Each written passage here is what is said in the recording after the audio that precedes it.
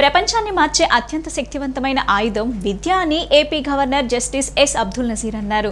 యువత ఉన్న సమయాన్ని పెంచుకోవటం, అందుబాటు ఉన్న సమయంలో సాధించగలిగే వాటిని పెంచుకోవటంపై దృష్టి సారించాలని సూచించారు. ప్రపంచాన్ని మార్చే అత్యంత శక్తివంతమైన ఆయుధం విద్య అని AP governor justice S Abdul Nazeer అన్నారు. కృష్ణా జిల్లాలోని గుడ్లవల్లేరు ఇంజనీరింగ్ కళాశాల సిల్వర్ జూబ్లీ వేడుకల్లో పాల్గొన్న ఏపీ గవర్నర్ జ్యోతి ప్రజ్వలన చేసి సిల్వర్ జూబ్లీ కార్యక్రమాన్ని ప్రారంభించారు. ఈ కార్యక్రమంలో కలెక్టర్ రాజాబాబు, కళాశాల డైరెక్టర్లు పాల్గొన్నారు. యువత ఉన్న సమయాన్ని పెంచుకోవడం, అందుబాటులో ఉన్న సమయంలో సాధించగలిగే వాటిని పెంచుకోవడంపై దృష్టి సారించాలని గవర్నర్ సూచించారు. యాక్సెస్, క్వాలిటీ, ఈక్విటీ, స్తోమత, జవాబుదారీతనం అనే స్తంభాలపై నేషనల్ ఎడ్యుకేషన్ పాలసీ 2020 ఆధారపడి ఉందన్నారు. రాష్ట్ర ప్రభుత్వం గ్రామీణ ప్రాంతాలపై ప్రత్యేక శ్రద్ధతో ఉన్నత విద్యను అందుబాటులోకి తెచ్చేలా దృష్టి సారిస్తోందన్నారు. వచ్చే 25 ఏళ్ల అమృత్ కాల్ సమయంలో భారతదేశం నైపుణ్యం కలిగిన మానవ శక్తిగా ప్రపంచం ముందు నిలుస్తోందన్నారు. వికసిత్ భారత్ కార్యక్రమం ద్వారా 2047 నాటికి దేశాన్ని అభివృద్ధి దేశంగా మార్చాలని భారత ప్రభుత్వ చర్యలు చేపడుతోందన్నారు. The NEP 2020 is expected to bring a long-lasting and positive impact on the education system and make India a global hub of skilled manpower during the Amrit Kaal, the next 25 years leading up to 100 years of India's independence towards a developed India. Viksit Bharat at 2047 represents the Government of India's ambitious vision to transform the nation into a developed country. It is the responsibility of every citizen, particularly youth, to actively participate in the initiative to transform the nation towards economic prosperity, social advancement, environmental sustainability, and effective governance. Here, it is apt to recall the words of Dr. APJ Abdul Kalam again. One of the speakers said, Dr. Abdul Kalam had appointed me as the judge of the Karnataka High Court, who said, and I quote, "The two important life goals I would like every youth to have." Let me repeat. The two important life goals I would like every youth to have. One, increase the amount of time that you have at your disposal. అభివృద్ధి పాలన ఎవరితో, విధ్వంసం ఎవరితో, జగన్ రెడ్డితో చర్చించేందుకు తాను సిద్ధమని TDP అధినేత చంద్రబాబు సవాల్ చేశారు. బూటకపు ప్రసంగాలు కాదు, దమ్ముంటే నాతో బహిరంగ చర్చకు జగన్ సిద్ధమా అన్నారు. ఎవరి పాలన స్వర్ణయుగమో, ఎవరి పాలన రాతియుగమో తేల్చేద్దామంటూ సవాల్ విసిరారు. రాష్ట్రంలో వైసీపీ ప్రభుత్వ అరాచక విధ్వంస పాలనపై సీఎంతో చర్చకు తాను సిద్ధమని టీడీపీ అధినేత నారా చంద్రబాబు నాయుడు అన్నారు. 100 కోట్లు ఖర్చు చేస్తూ అధికార దుర్వినియోగంతో సిద్ధమని సవాలు పెడుతూ జగన్ చెబుతున్న అసత్యాల నిగ్గు తేల్చేందుకు తాను సిద్ధమని చంద్రబాబు నాయుడు ప్రకటించారు. బూటకపు ప్రసంగాలు, తప్పుడు ప్రచారాలు కాదు, దమ్ముంటే నాతో బహిరంగ చర్చకు జగన్ సిద్ధమా? ఏ అంశం మీదైనా, ఎక్కడికైనా, ఏ రోజైనా చర్చకు నేను సిద్ధమే అని చంద్రబాబు అన్నారు. ఎవరి పాలన స్వర్ణయుగమో, ఎవరి పాలన రాతియుగమో చర్చిద్దాం. చర్చకు వచ్చే దమ్ముందా జగన్ అంటూ సవాల్ చేశారు. 2019లో ప్రజలు ఇచ్చిన ఒక్క ఛాన్సే జగన్కు చివరి ఛాన్స్ కానుందని అన్నారు. ఓటమిపై జగన్కు స్పష్టత రావడంతో మళ్లీ ప్రజలను ఏమార్చడానికి పరదాలు కాస్త పక్కకు జరిపి ఎన్నికల ముందు రోడ్డెక్కాడని చంద్రబాబు దుయ్యబట్టారు. 10 రూపాయలిచ్చి 100 రూపాయలు దోచిన జగన్ సంక్షేమం గురించి చెప్పడమా? సహజ వనరుల దోపిడీతో, స్కామ్ కోసమే స్కీమ్ పెట్టిన విధానాలతో అత్యంత ధనిక ముఖ్యమంత్రిగా మారిన జగన్ పేదల జీవితాల గురించి మాట్లాడే అర్హత ఎక్కడిది అని ప్రశ్నించారు. రాష్ట్రంలో జగన్ పాలనలో ఏ మూలన చూసినా అభివృద్ధి కాదు. ఏ ఊరికెళ్లినా జగన్ 5 ఏళ్ల విధ్వంస పాలనతో నష్టపోయిన ప్రజలు కనిపిస్తున్నారని చంద్రబాబు అన్నారు. సిద్ధమని సభలు పెడుతూ జగన్ నోటి వెంట అశుద్ధ పలుకులు పలికాడని చంద్రబాబు తీవ్రంగా మండిపడ్డారు. AP CM Jaganmohan Reddy Janasena party గుర్తు గాజు గ్లాస్ గురించి చేసిన వ్యాఖ్యలపై ఆ పార్టీ రాష్ట్ర ప్రధాన కార్యదర్శి నాగబాబు స్పందించారు. నిన్న రాప్తాడు సభలో గ్లాస్ షింక్లో ఉండాల్సిందేనంటూ ఏపీ సీఎం జగన్ చేసిన విమర్శలపై నాగబాబు కౌంటర్ ఇచ్చారు. గ్లాస్ షింక్లో ఉన్న తెల్లారితే మళ్లీ తేనేటు విందునందిస్తుందని తెలిపారు. కానీ ఫ్యాన్ రెక్కలు విరిగితే విసినకర్ర ఇచ్చినంత గాలి కూడా ఇవ్వలేదన్నారు. అయినా సారు, మీరు పబ్లిక్ మీటింగ్స్లో ప్రాసలు, పంచుల మీద పెట్టిన శ్రద్ధలో సగం ప్రజా పరిపాలన మీద పెట్టుంటే బాగుండేదని నాగబాబు పేర్కొన్నారు. సీఎం జగన్మోహన్ రెడ్డి అతని ప్రభుత్వం అనుసరిస్తున్న రాజ్యాంగ వ్యతిరేక చర్యలతో ఎస్సీ, ఎస్టీ, బీసీ, మైనార్టీ, ఇతర వర్గాల వారు తీవ్ర ఇబ్బందులు పడుతున్నారని టీడీపీ పొలిట్ బ్యూరో సభ్యుడు బోండా ఉమామహేశ్వరరావు ఆగ్రహం వ్యక్తం చేశారు. పోలీస్ వ్యవస్థను అడ్డు పెట్టుకుని సాగిస్తున్న దుర్మార్గాలను, రాజ్యాంగ వ్యవస్థలను వ్యక్తిగత ప్రయోజనాలకు వినియోగించుకుంటున్న వైనాన్ని ప్రజలంతా గమనిస్తున్నారని హెచ్చరించారు. సింగ్నగర్లోని సెంట్రల్ టీడీపీ కార్యాలయంలో నిన్న సాయంత్రం జరిగిన కార్యక్రమంలో 62వ డివిజన్కు చెందిన పలువురు మైనార్టీలు, ఎస్సీ, ఎస్టీ, బీసీ, ఓసీలు బోండా ఉమామహేశ్వరరావు సమక్షంలో టీడీపీలో చేరారు. వారికి స్వాగతం పలుకుతూ వచ్చే ఎన్నికల్లో సెంట్రల్లో పసుపు జెండా ఎగరేసేందుకు ప్రతి ఒక్కరూ కృషి చేయాలని కోరారు. సీఎం జగన్మోహన్ రెడ్డి అతని ప్రభుత్వం అనుసరిస్తున్న రాజ్యాంగ వ్యతిరేక చర్యలతో ఎస్సీ, ఎస్టీ, బీసీ, మైనారిటీ, ఇతర వర్గాల వారు తీవ్ర ఇబ్బందులు పడుతున్నారని ఆగ్రహం వ్యక్తం చేశారు. పోలీస్ వ్యవస్థను అడ్డుపెట్టుకుని సాగిస్తున్న దుర్మార్గాలను, రాజ్యాంగ వ్యవస్థలను వ్యక్తిగత ప్రయోజనాలకు వినియోగించుకుంటున్న వైనాన్ని ప్రజలంతా గమనిస్తున్నారని హెచ్చరించారు. సరైన సమయంలో సైకో ముఖ్యమంత్రికి ఓటుతో బుద్ధి చెప్పాలని ఆయన పిలుపునిచ్చారు. సమన్యాయం చేస్తామని, పేద, బడుగు, బలహీన వర్గాలకు టీడీపీ అండగా ఉంటుందని హామీ ఇచ్చారు. నవరత్నాల నాడు నవమోసాలు చేశాడు. ఇవాళ ఎక్కడా పథకాలే లేకుండా పోయింది. పేదవాడికి ఒక చేతితో 10 రూపాయలు ఇచ్చి 10 చేతులతో 100 రూపాయలు లాగేస్తా ఉన్నాడు జగన్మోహన్ రెడ్డి. దీని మీద ఇవాళ పేదలకు అసహ్యం పుట్టింది. రాబోయే ఎన్నికల్లో 55 రోజుల్లో జరగబోయే ఎన్నికల్లో తెలుగుదేశం పార్టీ, జనసేన కూటమి అపూర్వమైనటువంటి విజయాన్ని చూడబోతుందని, ఇవాళ పార్టీలో చేరిన అందరికీ తగిన గుర్తింపుని, ప్రాధాన్యత ఇస్తామని, సెంట్రల్ నియోజకవర్గ తెలుగుదేశం పార్టీ కుటుంబంలోకి వీళ్ళందరినీ హృదయపూర్వకంగా సేవాభావంతో పార్టీలోకి వచ్చినటువంటి మంచి వ్యక్తులు శ్రీనివాసరెడ్డి, వీళ్ళందరూ కూడా వేరెంక నాగేశ్వరరావు కానీ, మైనార్టీ నాయకులు కానీ అందరూ కూడా అందరినీ కూడా తగిన గుర్తింపు ఇస్తామని తెలియజేస్తాం. కాంగ్రెస్ పార్టీ నుండి తెలుగుదేశం పార్టీలోకి బోండా ఉమా గారి ఆధ్వర్యంలో పెద్ద ఎత్తున పార్టీలో చేరటం జరిగింది. తెలుగుదేశం పార్టీని బలపరిచి జనసేన అత్యధిక మెజార్టీతో బోండా ఉమా గారిని సెంట్రల్ నియోజకవర్గంకి భారీ ఎత్తున మేమంతా కూడా పనిచేస్తాం, కృషి చేస్తాం, అత్యధిక మెజార్టీతో గెలిపించుకుంటాం. అడుగు వేసి మేమంతా సంయుక్తంగా ఒకరికొకరు ప్రోత్సహించుకొని ఏ విధంగా అయితే ఉన్నాయో మొత్తం భారీ ఎత్తున గెలిపించుకోవాలని చెప్పి మేమంతా కూడా సంయుక్తంగా ముందుకెళ్తామని చెప్పి ఈరోజు మీడియా మిత్రుల ద్వారా అందరికీ చెప్పండి. ఎలాంటి పాత్రలోనైనా ఒదిగిపోయిన నటుడు అక్కినేని నాగేశ్వరరావు అని ఏపీ హైకోర్టు న్యాయమూర్తి జస్టిస్ ఆకుల వెంకట శేషసాయి పేర్కొన్నారు. తెలుగు సినీ రంగంలో జానపద పాటలతో ప్రేక్షకులను, అభిమానులను సంపాదించుకున్న నటుడు అక్కినేని నాగేశ్వరరావు అని కొనియాడారు. విజయవాడ నగరంలోని ఐలాపురం కన్వెన్షన్ సెంటర్లో అక్కినేని ఫౌండేషన్ ఆఫ్ ఇండియా ఆధ్వర్యంలో అక్కినేని నాగేశ్వరరావు శతజయంతి వేడుకలను నిన్న నిర్వహించారు. కార్యక్రమానికి చీదెళ్ల నాగేశ్వరరావు అధ్యక్షత వహించగా సెన్సార్ బోర్డు పూర్వ సభ్యుడు, మన అక్కినేని పుస్తక రచయిత సంజయ్ కిషోర్, వివిధ జిల్లాల ఏఎన్ఆర్ అభిమానులు పాల్గొన్నారు. ఈ కార్యక్రమానికి ముఖ్య అతిథిగా హాజరైన హైకోర్టు న్యాయమూర్తి జస్టిస్ ఆకుల వెంకట శేషసాయి మాట్లాడుతూ విలక్షణ పాత్రలతో ఏఎన్ఆర్ అలరించారన్నారు. తెలుగు సంస్కృతి, సాంప్రదాయాలను పాటిస్తూ తెలుగు చిత్ర పరిశ్రమ అభివృద్ధికి కృషి చేసిన వ్యక్తి నాగేశ్వరరావు అని పేర్కొన్నారు. ఎంత ఎత్తు ఎదిగినా ఒదిగి ఉండి సమాజంతో గౌరవం అందుకున్న నటుడు ఏఎన్ఆర్ అని తెలియజేశారు. ప్రజా జీవితంలో ఉన్న వ్యక్తి అని, ఎంతో మందిని అక్కినేని వెండి తెరకు పరిచయం చేశారని కొనియాడారు. తదుపరి అక్కినేని నాగేశ్వరరావు స్మారక శతజయంతి ప్రత్యేక పురస్కారాన్ని సినీ నటుడు, నిర్మాత ఎం మురళీమోహన్కు అందించి అభినందించారు.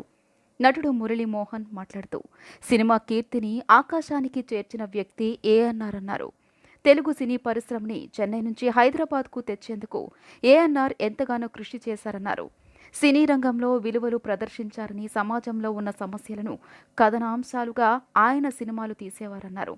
ప్రస్తుత సినీ నటులకు ఏఎన్ఆర్ ఒక ప్రేరణ అని, ఆయన జీవితం ప్రతి ఒక్కరికి స్ఫూర్తిదాయకమన్నారు.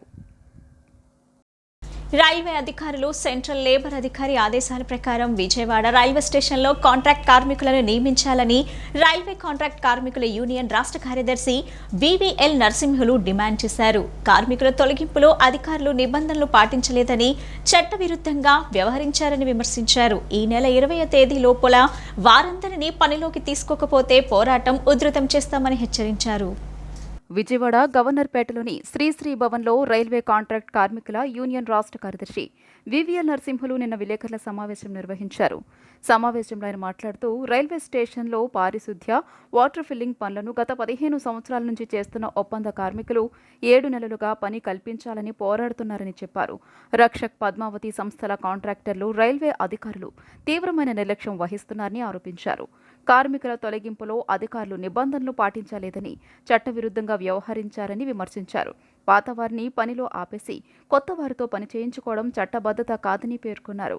ఈ నెల 20వ తేదీ లోపల వారందరినీ పనిలోకి తీసుకోకపోతే పోరాటం ఉధృతం చేస్తామని హెచ్చరించారు. నాయకులు వెంకటేశ్వరరావు, ఈవి నారాయణ, ఆదిలక్ష్మి, ప్రసన్న, రమణమ్మ, లావణ్య పాల్గొన్నారు. 2 సార్లు అవార్డు తీసుకొచ్చారు ఈ కాంట్రాక్ట్ కార్మికులు విజయవాడ రైల్వే స్టేషన్కి బెస్ట్ క్లీనింగ్ అవార్డు అని చెప్పి. కాబట్టి ఇటువంటి కార్మికులను తొలగించడం చట్టవిరుద్ధం. దీనిపైన అనేక సార్లు మేము అటు రైల్వే యాజమాన్యానికి, కాంట్రాక్ట్కి ఇచ్చేస్తున్నాం. అయినా సరే ఇప్పటికీ మొండిగా కాంట్రాక్టుల నుండి మేము తీసుకోమని చెప్పి జవాబు చెప్తున్నారు. ఇది సరైనది కాదు. కాబట్టి మేము ఈ రైల్వే వాళ్ళకి, ఇటు కాంట్రాక్టర్కి లేబర్ కమిషన్ గారు ఇచ్చినటువంటి ఆర్డర్స్ స్పష్టంగా క్లియర్గా రాజ్యాంగంలో రాసి ఉన్నాయి. ఆయన రాజ్యాంగాన్ని కూడా ఉదహరించారు. Article 19/1, article 25H, 25J, 25K ఇవన్నీ కూడా క్లియర్గా కార్మికులకి హక్కులు కల్పించాయి. ఆ హక్కులు మీరు ఉల్లంఘించారు, చట్టపరంగా మీరు ఉల్లంఘించారు. కాబట్టి ఇది స్పష్టంగా మీరు ఈ చట్టాన్ని ఉల్లంఘించారు. కాబట్టి బాధ్యత రైల్వే యాజమాన్యందే, వీళ్ళు వెంటనే తీసుకోవాలని చెప్పి ఇచ్చారు. ఈ న్యాయ పోరాటాన్ని పైకోర్టుకైనా సరే తీసుకెళ్తాం. కార్మికులకు న్యాయం జరిగేటట్టు మా ప్రయత్నం చేస్తాం. రైల్వే అధికారులు చట్ట వ్యతిరేకంగా వ్యవహరించిన తీరుని, కాంట్రాక్టర్ చట్ట వ్యతిరేకంగా వ్యవహరించిన తీరుని, కార్మికులు ఇప్పుడు దాకా నష్టపోయిన దానికి నష్టపరిహారాన్ని, ఉద్యోగాలని ప్రశ్నిస్తూ మేము అవసరమైతే పైకోర్టుకు కూడా తీసుకెళ్లి పోరాటాన్ని ఉధృతం చేయడానికి సన్నద్ధం అవుతున్నాం. కోర్టు పోరాటమే కాదు, బయట పోరాటాన్ని కూడా ఉధృతం చేస్తాం. అవసరమైతే రైల్వే అధికారులని ప్రశ్నించేటువంటి ఒక మిలిటెంట్ ప్రోగ్రాం కూడా మేము సిద్ధమవుతున్నామని ఈ సందర్భంగా అధికారులకు తెలియజేస్తున్నాం. ఏది ఏమైనా రైల్వే అధికారులు తమ బాధ్యతను వాళ్ళు సక్రమంగా నిర్వహించాలి, చట్టబద్ధంగా నిర్వహించాలి. ఇది ప్రభుత్వ రంగ సంస్థ, వ్యక్తిగత సంస్థ కాదు. అందుకనే ప్రభుత్వ రంగ సంస్థల్లో ప్రభుత్వ చట్టాలను అమలు చేయాల్సిన బాధ్యత మీదే. కార్మికులు పని కల్పించాల్సిన బాధ్యత కూడా రైల్వేదని మేము స్పష్టంగా చెప్పదలిచాం. కళలు సామాజిక చైతన్యానికి ఉపయోగపడేలా ఉండాలని ఆచార్య ఎన్జీ రంగా వ్యవసాయ విశ్వవిద్యాలయం వాతావరణ నిపుణులు డాక్టర్ ఎస్బిఎస్ నరసింహారావు అన్నారు. సామాజిక చైతన్యానికి ఉపయోగపడేలా ఉండే కళలతో ఎన్నో విషయాలను సామాన్య ప్రజలకు చేరువ చేయవచ్చునని తెలిపారు. విజయవాడ ఎంబీ విజ్ఞాన కేంద్రంలో ఫోరం ఫర్ ఆర్టిస్ట్ జాషువా సాంస్కృతిక వేదిక సంయుక్త ఆధ్వర్యంలో రైతు ఆక్రందన అంశంపై చిత్రకారులు నిర్వహించిన చిత్రకళా ప్రదర్శనను ఆచార్య ఎన్జీ రంగా వ్యవసాయ విశ్వవిద్యాలయం వాతావరణ నిపుణులు డాక్టర్ ఎస్బిఎస్ నరసింహారావు నిన్న ప్రారంభించారు. రైతు ఆక్రందన, మిచాంగ్ తుఫాను అనే అంశంపై చిత్రకారులకు నిర్వహించిన ఆర్ట్ కాంటెస్ట్లో గెలుపొందిన విజేతల చిత్రాలతో ప్రదర్శనను ఏర్పాటు చేశారు. ఈ సందర్భంగా ఆయన మాట్లాడుతూ ప్రకృతి విపత్తులతో రైతులు తీవ్రంగా నష్టపోతున్నారని, వారి ఆక్రందన తెలియపరిచేందుకు ఫోరం ఫర్ ఆర్టిస్ట్స్ జాషువా సాంస్కృతిక వేదిక నిర్వహించిన ఈ కార్యక్రమం అభినందనీయమని పేర్కొన్నారు. కళలు సామాజిక చైతన్యానికి ఉపయోగపడేలా ఉండాలని తెలియజేశారు. ఈ కార్యక్రమానికి జాషువా సాంస్కృతిక వేదిక అధ్యక్షులు ఏ సునీల్ కుమార్ అధ్యక్షత వహించగా, ఆంధ్రప్రదేశ్ రైతు సంఘం నుంచి ఎం Suryanarayana, forum for artists general secretary స్ఫూర్తి శ్రీనివాస్, ఆంధ్రప్రదేశ్ కౌలు రైతు సంఘం నుంచి ఎం హరిబాబు, మాకినేని బసవపున్నయ్య, విజ్ఞాన కేంద్రం బాధ్యులు పిన్నమనేని మురళీకృష్ణ, జాషువా సాంస్కృతిక వేదిక ప్రధాన కార్యదర్శి గుండు నారాయణరావులు పాల్గొని రైతు సమస్యలు, వాటికై కళల ఆవశ్యకత అనే అంశంపై మాట్లాడారు. భారతదేశంలో 132 కోట్ల మంది ప్రజలు, భూగోళం మీద ఉన్న 700 కోట్ల మంది ప్రజలకి ఆహారం ఉండేది కాదు. కానీ అట్లాంటి పరిస్థితుల్లో కూడా రైతు వ్యవసాయం చేశాడు, పంటలు పండించాడు, మానవాళికి ఆహారాన్ని అందించాడు. అటువంటి వ్యవసాయ రంగం మీద పాలకుల యొక్క నిర్లక్ష్యం ఎట్లా ఉందో తెలియజేస్తుంది. కరువు సహాయ నిధి, తుఫాన్ సహాయ నిధి ఇవ్వకపోవటం, ఇట్లాంటి సందర్భంలో కూడా మన చిత్రకారులు మంచి ఆనాటి పరిస్థితిని అద్దం పట్టేటట్టుగా చిత్రాలు వేశారు. వాళ్ళందరూ అభినందనీయులు. ఇట్లాంటి కార్యక్రమం పెట్టినటువంటి ఈ నిర్వాహకులకు మరొకసారి ఆంధ్రప్రదేశ్ రైతు సంఘం తరఫున అభినందనలు తెలియజేస్తూ, ఇట్లాంటి ప్రకృతి నుంచే సకల కళలు ఆవిర్భవించినాయి, ప్రకృతి నుంచే సకల శాస్త్రాలు అభివృద్ధించినాయి, ప్రకృతి నుంచే సైన్స్ అభివృద్ధి చెందింది, ఇంజనీరింగ్ అభివృద్ధి చెంది అన్నీ కూడా వ్యవసాయం ఆధారితమైనటువంటి సమాజంలో నుంచి అన్ని అభివృద్ధిని చరిత్రకారులు ఎంతోమంది ధృవీకరించారు. అట్లాంటి వ్యవసాయ రంగాన్ని కాపాడుకోవటంలో పాలకుల యొక్క నిర్లక్ష్యం సరైంది కాదు. సమాజమే సామాజిక స్పృహను పెంచి దీన్ని నిలబెట్టుకోవడానికి కృషి చేయాలి.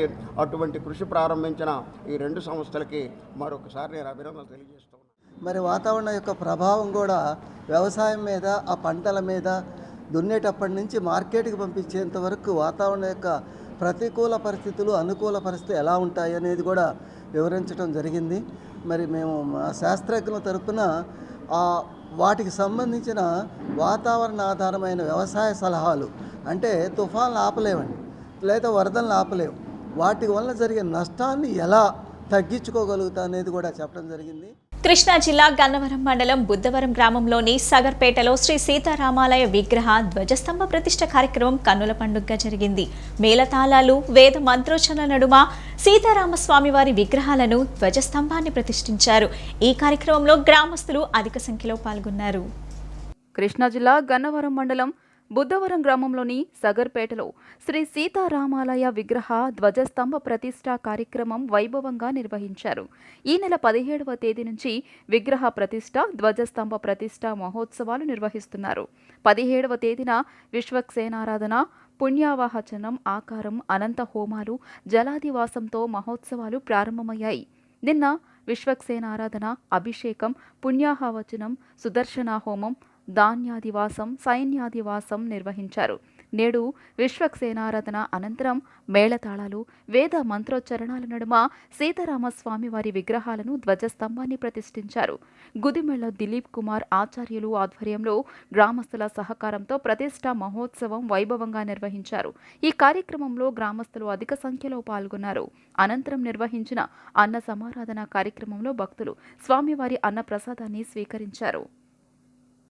నూతన విగ్రహ ప్రతిష్టాపన కార్యక్రమం, ధ్వజస్తంభ ప్రతిష్టాపన కార్యక్రమాన్ని ఈరోజు నిర్వహించడం జరుగుతుంది. 17వ తారీఖు నుంచి కూడా పాంచరాత్రాగమ శాస్త్ర ప్రకారం ఈ యొక్క కార్యక్రమాలని మొదలుపెట్టడం జరిగింది. 19వ తారీఖున బుధవారం నాడు ఉదయం 10:39 వృక్షిరా నక్షత్రం యొక్క మేషలగ్న పుష్కరాంశంలో ఈ యొక్క విగ్రహ ప్రతిష్టాపన, ప్రతిష్టాపన కార్యక్రమం నిర్వహించడం జరుగుతుంది. కావున అందరూ కూడా గ్రామస్తుల సహకారంతో, పెద్దల సమక్షంలో ఈ యొక్క కార్యక్రమం ఈ 2 రోజుల నుంచి కూడా అంగరంగ వైభవంగా నిర్వర్తించడం జరిగింది. ఈ రోజున అశేషమైనటువంటి భక్తుల సందోహంలో ధ్వజస్తంభం విగ్రహ ప్రతిష్టాపన కార్యక్రమం అంగరంగ వైభవంగా జరుగుతుంది. ఈ బులెటిన్ ఇంతటితో సమాప్తం. తిరిగి మరో బులెటిన్లో కలుద్దాం. నమస్కారం.